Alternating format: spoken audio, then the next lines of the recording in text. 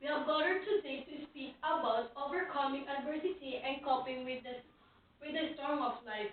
This is deep theme, and I'm sure that anyone has many stories based on the challenges of overcoming. But today, we will concentrate on the issues of overcoming. In this light, it is important to emphasize the postulate that challenges are timely and are not accidental. God tests us in such way. You cannot realize the real value of life if you have not compared it to something. God sent us trials so that we could understand the deepness and goodwill of love. No one is alone until he has his faith. The Bible has such words. Go withdraw from him in order to test him, that he might know all that was his heart. So, you see that even in withdrawals, God is always with us, sending us trials and challenges. He wants to demonstrate us the real power we have inside. The real power He gave us. Often we fail to ask it properly because we don't know how strong we are. In order to help us see our values is assigned us to. He sent us trials. There is no sense in crying over the trouble. The best way out of all is through, as Robert Frost claimed. So, you should not concentrate on your problems, but rather on the way how to solve them. Look forward, because life is beautiful, and God created it for us. That which does not philosopher demonstrate that we are the instrument in the hands of God. Remember how many times you thought that this was the hardest thing you've ever done. Then you experience something even harder, and you understand that you became stronger. No, you can endure even more. This is the internal process of human development.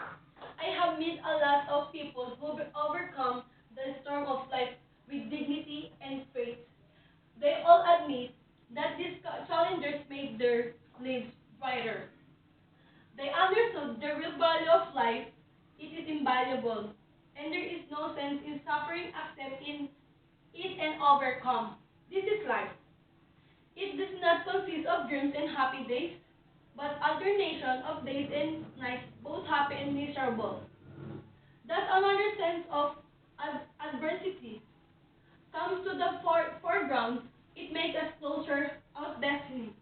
Japanese proverb says, fall 7 times to stand up with 8. And these 8 may be lucky chances which will bring you to your happiness.